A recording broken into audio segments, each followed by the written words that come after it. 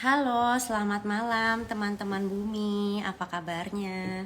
Semoga semuanya dalam keadaan sehat dan dalam keadaan baik-baik saja. Perkenalkan, saya dengan Tala, salah satu co-founder Bumi Playscape, an integrated children's platform focusing on early years education through play. Malam ini kita bertemu lagi dan pembahasan malam ini sangat-sangat relevan untuk teman-teman Bumi yang mungkin anaknya masih ada di usia prasekolah ya, karena kita akan bahas tentang calistung, yaitu baca tulis hitung. Nah, mungkin teman-teman Bumi kadang-kadang suka bertanya-tanya ya, kapan sih sebenarnya waktu yang tepat untuk mengajarkan si kecil baca tulis hitung? Karena kita ingat Menteri Pendidikan kita sudah menegaskan ya bahwa calistung bukan lagi menjadi syarat untuk masuk SD, dan juga tugas mengajar baca tulis dan hitung itu bukan hanya dibebankan kepada guru TK tetapi juga untuk guru SD yang di usia awal, di tingkat awal gitu. Nah, kita akan tanya-tanya seorang early childhood educator bernama Bapak Andreas Nur Cahyanto, atau akrab disapa dengan panggilan Mr. Andre. Nanti teman-teman Bumi boleh tulis di kolom pertanyaan ya, pertanyaan apa aja menyangkut baca tulis hitung. Kapan sih sebenarnya calistung ini perlu diajarkan? Apakah ketika kita mengajarkan di saat yang belum tepat, apakah itu akan memberikan dampak seperti apa nih kepada si kecil dan lain-lain. Nah, mungkin kita panggilkan ya sekarang Mr. Andre. Apakah Mr. Andre sudah ada di sini? Oke, sudah hadir.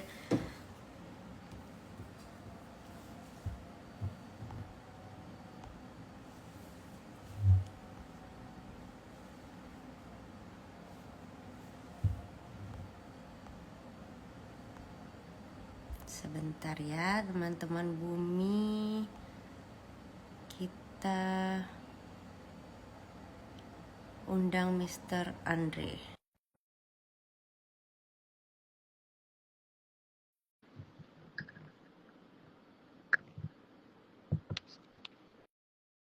Mungkin nanti teman-teman Bumi juga bisa share ya pengalamannya mengajarkan calistung kepada anak-anak. Selamat malam, Mr. Andre. Selamat malam semuanya. Selamat malam. Saya dengan Tala. Apa kabar, Mr. Andre? Luar biasa baik. Thank you banget sudah diundang. Ya, atas waktunya. Mungkin Mr. Andre bisa perkenalan diri dulu sedikit untuk teman-teman Bumi. Kesibukannya apa akhir-akhir ini? Hai semuanya, saya Mr. Andre, gitu. Saya guru PAUD di dalam dan di luar sekolah, gitu. Saya biasa ngajar anak-anak usia dini, di usia-usia 6 tahun ke bawah. Saya juga lagi sibuk nih, lagi belajar jadi content creator, gitu, berbagi sama teman-teman orang tua di rumah. Wah, menarik sekali ya. Selain sebagai guru PAUD juga menjadi konten kreator. Oke, jadi hari ini kita akan bahas tentang calistung, Mr. Andre. Suara saya kedengeran? Suara saya jelas, Mr. Andre? Suaranya jelas, tapi videonya nggak muncul di saya. Oh, oke. Sekarang kita mulai ya, Mr. Andre ya. Em, Oke. kita mau bahas tentang baca tulis hitung nih. Mungkin kita bisa membahas tentang statement dari Menteri Pendidikan kita akhir tahun lalu ini ya. Bagaimana menurut Mr. Andre tentang statement bahwa calistung bukanlah menjadi syarat lagi untuk masuk sekolah dasar? Ya. Itu statement yang sangat membantu sekali bagi kami teman-teman di PAUD ya. Kami senang banget sebenarnya karena seringkali kan ada simpang siur nih katanya OTK nih kok nggak kerjasama dengan SD atau gimana kan karena di bagian semua orang kan SD itu harus bisa calistung, berarti di TK yang wajib mengajarkan sampai bisa gitu. Nah dengan berita itu kami jadi lebih punya pegangan nih bahwa kami di PAUD itu punya tugas yang jauh lebih penting daripada sekedar memaksa bisa calistung sedini mungkin. Jadi ya, it is a good news sih buat kami. Hmm, Iya ya. Dan mungkin untuk bagi para orang tua juga ya, Mr. Andre ya, karena kan Hmm. ada orang mungkin juga em, merasa terbebani gitu ya dengan aduh anakku belum bisa baca nih di usia segini udah mau masuk SD. Nah, mungkin Hmm. step bisa membuat selain guru tapi juga orang tua sedikit lega. Nah, mungkin teman-teman Bumi juga ada nih yang penasaran. Jadi bagaimana sih perbedaan tujuan pengajaran calistung di jenjang TK dan SD? Kapan anak diharapkan sudah bisa calistung sepenuhnya? Ya, jadi kalau kita ngikutin infonya hari-hari ini ya dari kurikulum Merdeka, sebenarnya dari PAUD ke TK itu ada waktu 3 tahun, kelas 1, 2, 3 buat anak itu sebenarnya benar-benar belajar dan proses adaptasi buat lancar calistung. Nah, bedanya adalah ketika kami di PAUD, anak-anak di PAUD di usia 7 tahun ke bawah, kita tuh membangun fondasinya, di mana kita mengkorelasikan antara calistung ini dengan kehidupan nyata, gitu. Jadi kita tuh mengenalkan tugasnya, mengenalkan membangun fondasi. Jadi anak tuh melihat nih, oh kalau membaca itu buat apa sih? Oh karena dia suka dibacain buku cerita. Oh membaca buat apa? Oh sehari-hari dia melihat tulisan di jalan, di sekolah, di rumah. Berhitungnya buat apa? Oh, dia belajar berhitung nih, soalnya dia mau request ke mamanya, mama hari ini mau nuggetnya 3, nuggetnya 2. Oh, ini jam berapa ya? Oh, sekolah jam 8. Jadi tugas kita tuh sebenarnya ke arah sana. Jadi anakku jadi relevan antara cari hitung dengan kehidupan nyatanya. Anak jadi suka belajar, dia suka membaca, dia suka berhitung, dan dia suka menulis. Nah, di SD itu lebih spesifik dengan kata belajarnya. Jadi di ITK itu mengenalkan, di SD itu mengajarkan. It's two different things gitu. Jadi makanya that's why di TK itu kita bukannya tidak calitung sama sekali, kita tuh mengenalkan dengan baik sehingga mereka nyaman, mereka senang, sehingga di SD ketika mereka diajarkan mereka tuh nggak ada beban, nggak ada pressure. Karena mereka merasa kayak akhirnya nih kita nih belajar nih, calistung belajar membaca. Mereka akhirnya sudah siap dengan duduk diam, dengerin gurunya ngajarin baca, berhitung, rasain pakai seragam merah putih gitu. Akhirnya itu adalah dua hal yang berbeda. Makanya kalau dari Pak Nadim sendiri, eh, sistemnya itu adalah di kelas 1 itu adalah proses di mana mereka tuh belajar mengenal keadaan yang baru gitu. Duduk diam, belajar, pakai seragamnya resmi gitu ya. Nah, ke kelas 2 kelas 3 itu mereka mulai belajar namanya bacaan yang lebih kompleks, yang lebih panjang. Sehingga sebenarnya kalau kita ngomong TK harus sudah bisa cari hitung, itu malah jauh sekali sebenarnya. Jadi ada waktu yang sangat panjang antara dari TK ke SD. Itu namanya transisi yang menyenangkan. Oke, oke. Jadi itu ya yang perlu di-highlight untuk teman-teman Bumi bahwa kalau perbedaan kalau di TK mengenalkan, dia mengajarkan. Ya, Mister Andre. Oke, nah kapan sebenarnya waktu yang tepat untuk mulai mengajarkan si kecil calistung? Dan apa Waktu yang tanda tepat. si kecil sudah siap nih untuk belajar Ya, ya. calistung? Ya, jadi secara ofisial ya kalau kami dari teori pendidikan gitu ya, anak-anak yang namanya belajar, secara spesifik itu belajar, calis itu kan akademik tuh, sebenarnya tuh di usia 6 tahun ke atas, yang artinya kelas 1, 2, 3. Bahkan kalau di luar negeri itu malah SD kelas 3 baru belajar. Tapi kalau di Indonesia, kita tuh mengenalkan namanya pracalistung di PAUD, lalu calistungnya belajar itu di SD. Karena kenapa? Karena untuk, let's say kita ngomong membaca gitu ya, banyak orang berpikir bahwa membaca itu adalah belajar A, I, U, E, O, ngafalin huruf, lalu belajar babi, bu, bebo gitu ya. Padahal sebenarnya membaca sendiri itu kan proses di mana anak itu menyerap informasi. Dia menyimak, dia melihat, dan dia menyimpulkan. Jadi ada proses di situ. Dia juga belajar fokus, dia juga belajar duduk diam gitu. Sehingga fokusnya di TK itu adalah bukan kita mengenalkan babi bubunya dulu gitu. Di TK di 6 tahun ke bawah, let's say 5 tahun ke bawah gitu, kita ngajarin anak tuh fokusnya dulu, kemampuan dia menyerap informasi dari mana? Dari katakanlah, kalau dia diceritain cerita tiap pagi gitu, dia bisa nangkep nggak tokohnya siapa aja, alurnya gimana. Kalau kita ngomong, kalau kita nih sengaja nih ceritanya agak salah-salah dikit, dia bisa ngeh nggak? Oh, Miss, salah, salah gitu. Katakanlah, datanglah seekor serigala, meong gitu. Dia nangkep nggak? Loh, itu salah, Miss, salah nggak gitu suaranya. Nah, kalau anaknya dikasih cerita cuman berarti belum siap tuh. Atau let's say kayak gini, kalau kita kasih instruksi gitu kan yang sederhana, dia bisa nangkep nggak? Karena membaca itu adalah menyerap informasi, receiving gitu kan. Kalau itu belum bisa, berarti juga belum siap buat membaca. That's why di TK itu ada namanya menyanyi kayak gitu. Lalu kayak banyak games. Menulis juga sama. Menulis itu orang mikirnya kan menulis itu adalah proses menulis huruf, menulis kata, menulis kalimat. Padahal sebenarnya menulis itu adalah proses ekspresif. Jadi anak itu belajar menuangkan apa yang ada di dalam dirinya. Makanya mulai itu bukan dari menulis huruf, tapi dari menggambar. Dari menggambar, dia kan ngeluarin tuh unek-uneknya tuh. Dia lagi mikirin bunga, mikirin singa, mikirin gunung, mikirin burung. Digambarlah itu. Nah setelah menggambar, dia belajar tuh, namanya apa? Cerita, diekspresikan. Dia belajar menjelaskan semuanya. Nah dari sana baru nanti someday dia berproses untuk menulis dengan hurufnya. Mulai dari mana? Oh, gambar bunga. Yuk kita tulis bunga gitu. Jadi nulis itu bukan dari huruf ya. Terus kayak berhitung. Berhitung itu juga bukan sistemnya bukan dari kayak anak langsung satu tambah satu sama dengan berapa gitu. Nulis itu juga kita lebih ke namanya tuh belajar konsep, mengelompokkan, memisahkan, terus apa namanya kayak membedakan, mengenal pola, mengenal bentuk gitu. Dan mereka tuh tahu namanya konsep besar kecil, panjang pendek, mengukur kayak gitu. Jadi itu yang nanti akan membawa mereka kita bisa mengenal cara hitung dengan baik. Jadi kalau dibilang kapan kita mengenalkannya sebetulnya dari usia-usia 3 tahun gitu, pra-calistungnya, fondasinya.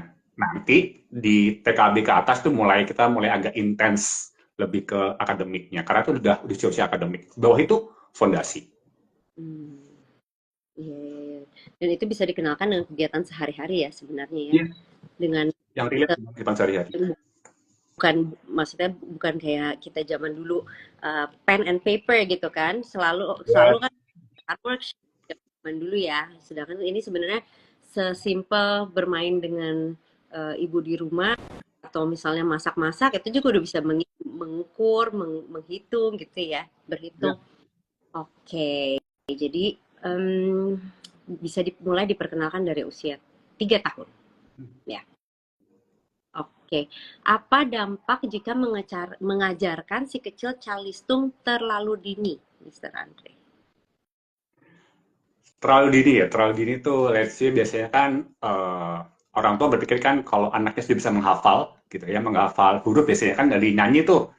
Dari YouTube biasanya A, B, C, D, E, F, G. Anak saya udah hafal nih lagunya nih, hafal hurufnya nih. Usia-usia 2 tahun nih, berarti bisa dong belajar membaca gitu. Atau mungkin udah bisa hafal 1 sampai 10. Wah, berarti bisa dong belajar berhitung gitu. Padahal sebenarnya di usia-usia dini itu, di usia 3 tahun pertama, itu anak itu membentuk 85% sel otaknya.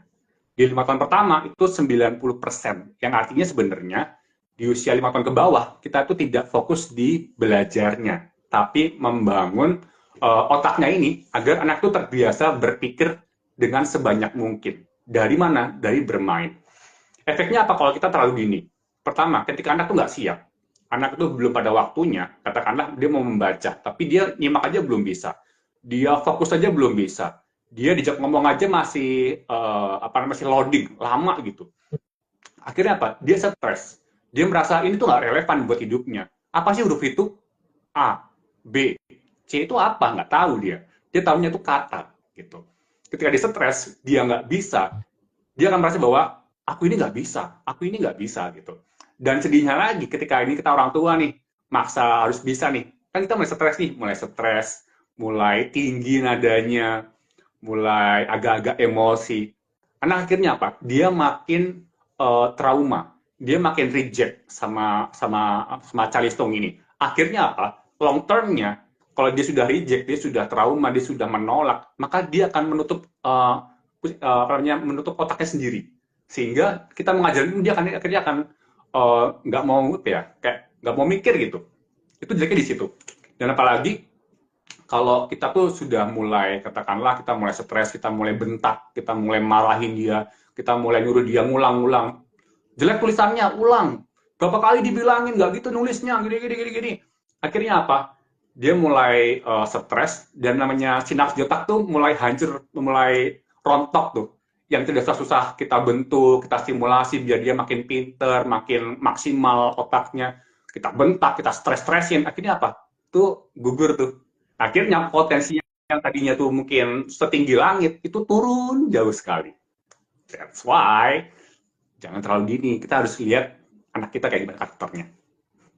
Iya ya. Jadi sebenarnya berbahaya ya untuk memulai terlalu dini, anaknya belum siap dan memang tidak seperti sesuai ekspektasi, orang tuanya juga jadi gemes gitu ya. Terus nanti akhirnya dan membuat anaknya em, bisa dibilang self esteemnya jadi drop, Ya. kepercayaan diri drop, malah akhirnya benar-benar menutup diri ya untuk belajar yang sebenarnya dia punya potensi tetapi dia sudah ya udah menolak aja. Oke, jadi itu ya teman-teman bumi dampak yang bisa bisa berdampak kepada si kecil kalau kita mengejarkan terlalu dini.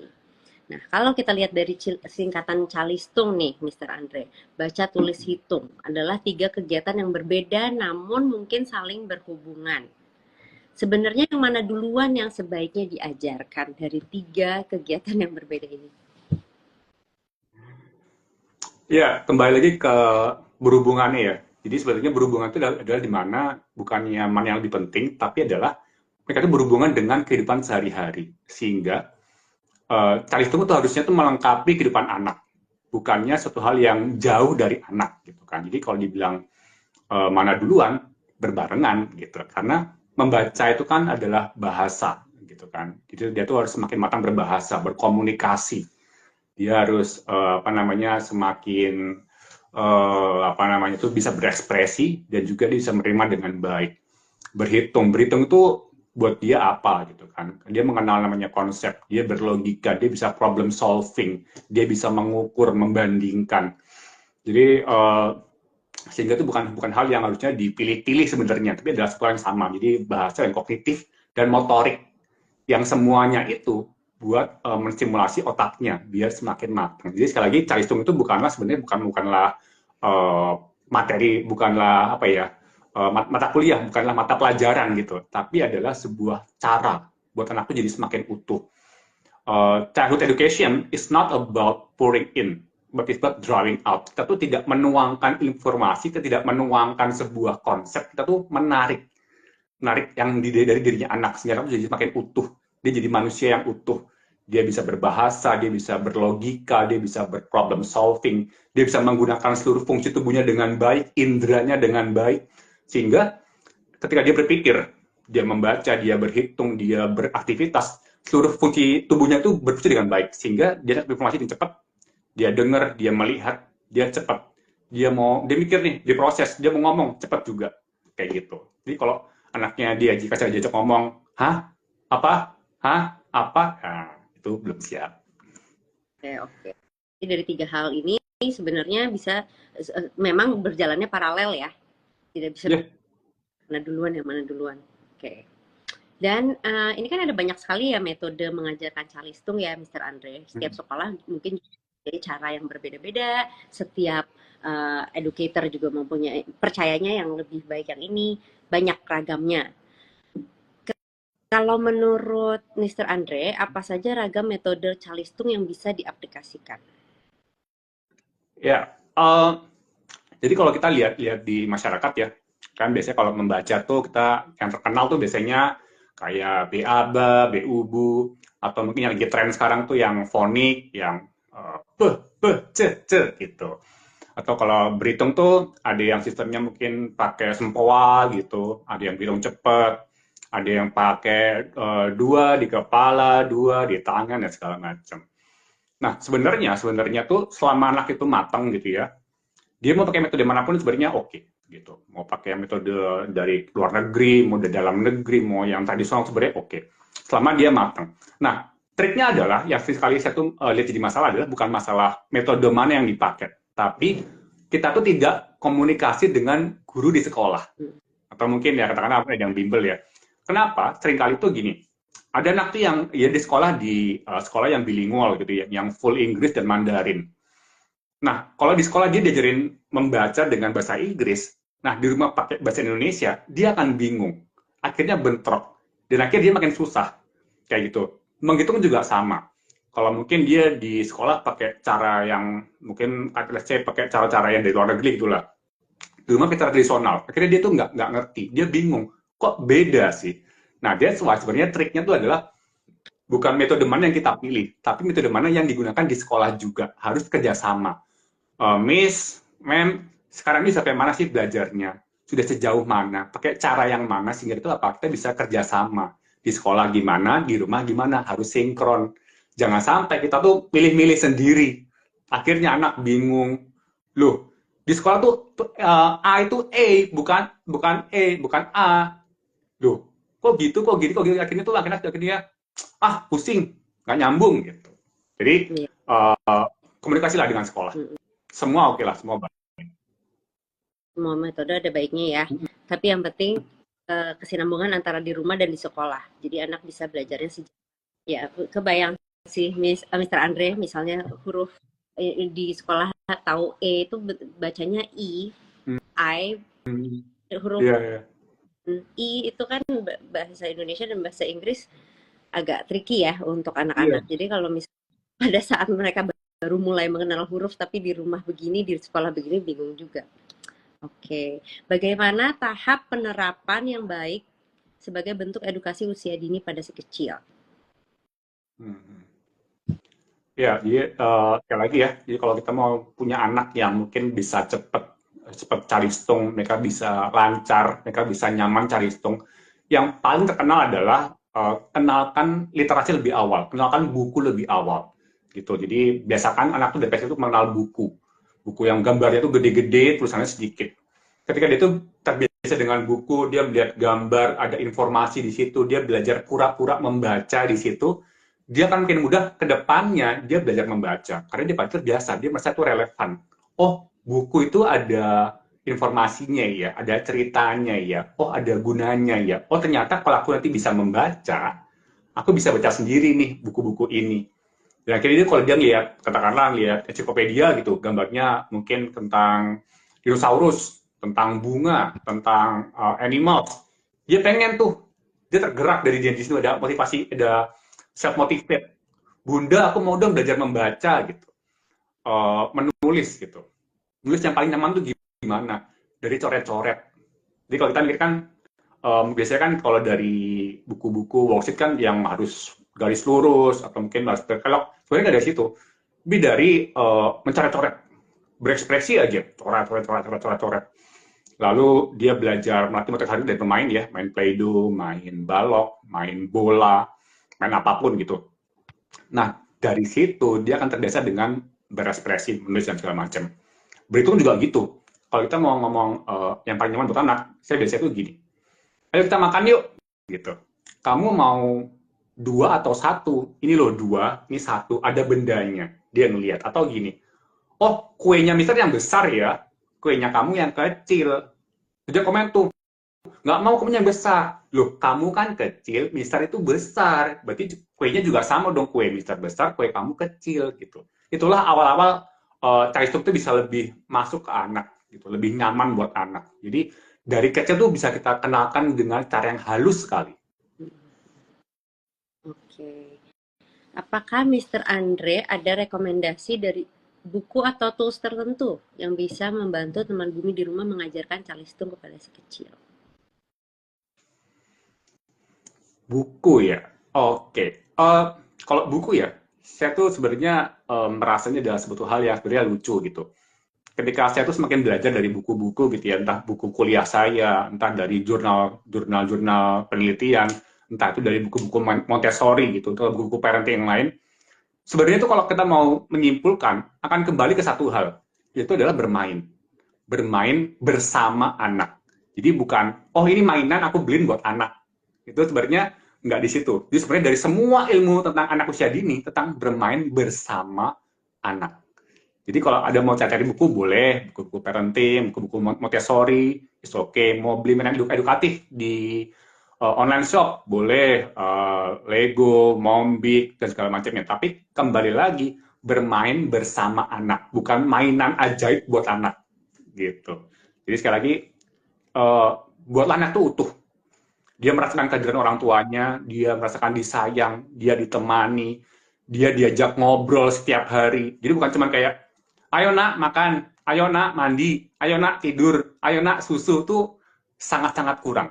Jadi kalau mau anaknya pintar, banyaklah ngobrol, dengerin, pancing dia ngobrol. Jadi itu adalah sebenarnya the best mainan di dunia adalah kita sendiri, orang tuanya gitu. Kalau ada teorinya Vygotsky itu ada zona kecerdasan anak gitu ya. Lihat sih anak tuh kalau main sendiri, dia tuh levelnya di 50 gitu. Ketika ada orang dewasa, dia tuh bisa kayak 100. Bisa jauh sekali bedanya.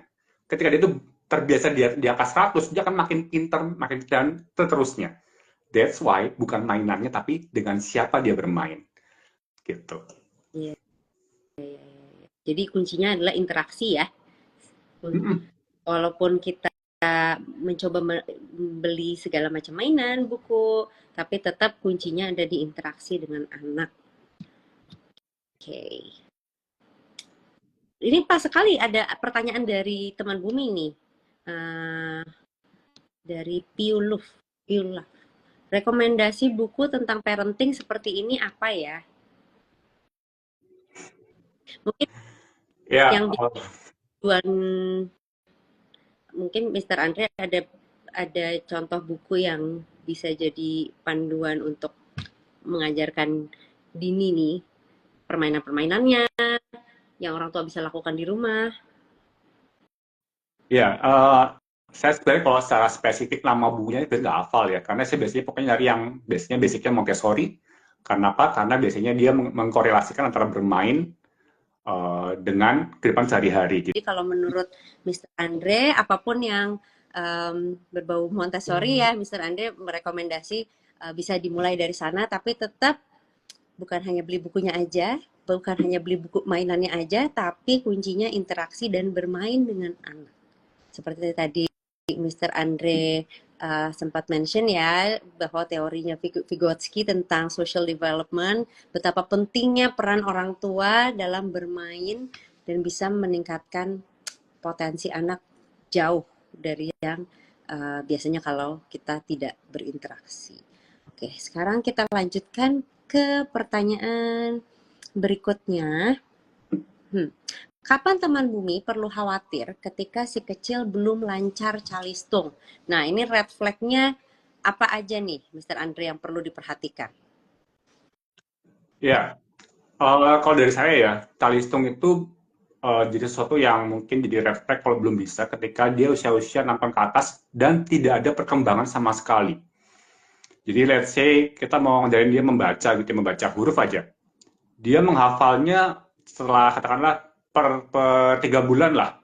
Ada perkembangan nggak? Kalau benar-benar stuck, nggak jalan sama sekali, kita perlu mulai curiga. Ada yang salah kayaknya nih. Entah dia mungkin nggak bisa menghafalnya, atau dia mungkin melihatnya mungkin nggak nyaman, atau mungkin dia fokusnya mungkin perlu dikebut dulu. Jadi basicnya itu adalah apakah ada perkembangan atau tidak sama sekali. Kalau dia lambat, it's okay. Kalau dia benar-benar apa namanya itu kayak mandek, stuck, itu berarti ada yang salah. Menulis juga kayak gitu. Dia ada perkembangan nggak dari mungkin menggambar yang besar, lalu mulai yang sedang, lalu kecil, lalu mulai ke arah apa namanya menulis yang besar juga, baru ke kecil. Kalau dia benar-benar nggak nyaman sama sekali, dia rejecting, kita perlu cek dulu. Apakah dia tuh, let's say, dia nyaman dengan pensil. Kalau dia nggak nyaman, apakah mungkin dia merasa mungkin kayak jijik dengan benda-benda tertentu, mungkin sensornya ada yang salah. Jadi gitu. Jadi pastikan dia ada grafik ke atas. Kalau dia benar stuck atau dia turun, itu ada yang salah. Harus cek ke spesialis. DSA boleh, psikolog boleh. Gitu. Oke, tapi di usia berapakah yang kira-kira, wah, kalau belum lancar juga nih di usia segini, ini bener-bener warning nih, kita harus ada tindakan tertentu. Itu kira-kira usia berapa, Mr. Andre? Eh, mulai kenalnya di 6, mulai dia harus bisa lancar tuh di usia-usia 7-an sih harusnya. Oke. 7 ke 8 lah. Atau 8 tahun Iya. benar-benar belum ada Naik kelas perkembangan 2 lagi. nggak bisa juga, itu ada yang salah. Oke, oke. Nah, ini kita ada pertanyaan dari Furiski. Usia anak dikatakan matang berapa ya Kak? Dan dilihat dari apa? Bagaimana tipe anak kinestetik? Baiknya sekolah alam atau Montessori? Ya, jadi gini ya, jadi kalau kita ngelihat apa namanya anak matang itu kita lihat matang itu di aspeknya mana dulu gitu. Jadi per usia itu bisa beda-beda dan per anak juga kadang bisa beda-beda. Katakanlah gini, karena katakanlah itu sama anak usia 3 tahun lah gitu. 3 tahun itu bisa ada anak yang dia tuh ngomong udah lancar, casis terus ditanya nyambung. Ada yang masih masih di fase merangkai kata jadi kalimat gitu. 5 tahun. 5 tahun tuh ada anak-anak yang dia karena memang tipenya yang suka duduk dan belajar, sehingga dia kesannya tuh, wah anakku ini pintar calistung. Ada yang 5 tahun tuh masih explore dengan geraknya. Gitu. Jadi sekali lagi, apa namanya, per usia itu ada fasenya. Dan jangan terlalu fokus dengan anaknya orang lain. Fokus dengan kita sendiri dan lihat per 3 bulan tuh ada grafik yang naik nggak. Let's say dia tuh bicara, awalnya gimana startnya? Katakanlah kemarin Januari, dia mulai ngomong 2 kata. Setelah 3 bulan, dia mulai lancar nggak ngomongnya. Setelah 6 bulan, kalimatnya nambah nggak? Kosakatanya nambah nggak? Jadi kayak gitu. Terus tadi kinestetik. Kinestetik itu eh, apa ya? Kinestetik itu kan biasanya anak itu nggak bisa diem, lari dan segala macam. Montessori boleh, sekolah alam juga boleh. Yang penting kita tanya sekolahnya nih, apakah sekolahnya itu bisa melayani anak yang belum bisa diam. Gitu. Kalau sekolahnya tipe yang wajib harus bisa duduk diam, itu biasanya anak kita akan tidak terlayani. Tapi kalau mereka bisa ngerti teorinya, mereka tahu bahwa anak itu punya kebutuhan, ya it's okay gitu. Montessori boleh, sekolah alam boleh, Kummer juga boleh gitu. Oke. Jadi Tadi, gitu. ya, jadi em, itu tadi ada reminder yang sangat bagus ya dari Mr. Andre untuk para teman-teman Bumi. Jangan banding-bandingin anak orang lain sama anak kita karena kita pasti pasti setiap anak beda ya perkembangannya dan kemampuan unggulnya di bagian yang mana. Jadi jangan apalagi dengan sosial media yang sekarang kelihatan jelas ya anak ini udah bisa ini kok yang anakku belum Ya, ya gitu. Jadi uh, penting untuk kita tahu dan pelajarin anak kita sendiri juga supaya kita bisa mencarikan sekolah yang paling tepat untuk si kecil. Pertanyaan berikutnya dari Dianestika. Pak, di dekat rumah saya katanya lulusan TK-nya udah pada bisa baca. Nah, katanya metode belajarnya tiap hari selesai ngaji terus diajarin baca suku kata. Itu gimana ya, Mister? Galau saya. oke, jadi eh, saya paham sih bahwa di setiap daerah itu beda-beda ya. Ada daerah-daerah yang sudah mulai lebih mengerti gitu bahwa PAUD itu nggak wajib langsung belajar suku kata gitu. Tapi let's say ada sekolah yang mungkin yang kita bisa jangkau ya, mungkin hanya dia modelnya yang harus belajar suku kata, membacanya harus kayak formal banget gitu. Is that the only option? Ya sudah kita mainnya di rumah gitu, main di rumah. Atau kalau anaknya mau sekolah kayak gitu, buat saya tuh minimal di usia 5 tahun ke atas gitu. Jadi kalau anak kita masih usia 2, 3 tahun, 4 tahun tuh jangan sampai kena sekolah yang terlalu memaksa belajar cari hitung terlalu awal. Kayak tadi saya jelasin di awal gitu kan, itu malah akhirnya malah negatif ke anak. Kalau dia cocok ya monggo gitu. Jadi rekomendasinya antara tunggu sampai usia 5 tahun atau juga bisa di balance ya di sekolahnya seperti itu tapi di rumah harus banyakin mainnya ya Andre ya jangan di sekolah itu terus di rumah juga ini nanti anaknya seperti tadi potensinya jadi malah menurun Yeah. tidak seperti pertanyaan dari Dila Christina New. Sir, apakah speech delay akan juga berpengaruh terhadap kemampuan calistung anak? Ya. Eh, Sebenarnya ini ranahnya itu ya, ranahnya tumbuh kembang ya. Tapi gini, dari yang saya baca dari berbagai penelitian, anak-anak yang speech delay, yang ngomongnya itu terlambat, itu memang nanti akan eh, ada kesulitan di kemampuan bahasanya. Jadi katakanlah, kalau dia nanti semakin semakin dewasa kan makin kenal itu tuh soal-soal yang rumit, harus berlogika, harus menyimak bacaan yang panjang, yang kompleks. Nah itu biasanya akan kesulitan. Lalu kayak nanti dia akan kuliah gitu. Kuliah kan harus kayak bikin skripsi, tesis segala macam tuh. Dia biasanya akan kalau nulis tuh kayak nggak teliti, kebolak-balik, nangkep bacaan tuh biasanya agak susah, harus harus berulang kali. Biasanya ke arah sana. Makanya that's why saya biasanya kalau ada anak yang speech delay, saya akan langsung bilang mendingan langsung cek ke dokter tumbuh kembang atau DSA. Jadi jangan jangan berandai-andai, oh mungkin mirip siapa itu enggak. Segera screening, pastikan anaknya lagi gimana dan harus apa. Karena emang tuh jangka panjangnya ada pengaruhnya memang. Supaya dapat penanganannya yang tepat juga Tepat, ya. ya, yang tepat. Oke, nah sebelum mengakhiri sesi IG Live hari ini, apakah mungkin Mr. Andre punya pesan-pesan tambahan nih untuk teman-teman Bumi tentang Calisto? Ya, dari saya ya, every child is special. Setiap anak tuh pinter, jenius, luar biasa gitu. So, uh, apa ya, istilahnya masa depan itu bisa dikejar, tapi masa lalu nggak bisa diulang. Jadi cari hitung, take it slow, nikmatin aja, ikutin polanya anak. Oh, Gitu. Jangan lihat yang orang lain lah, anak kita sendiri aja. ya, Pasti fokus ya. bisa, pasti bisa.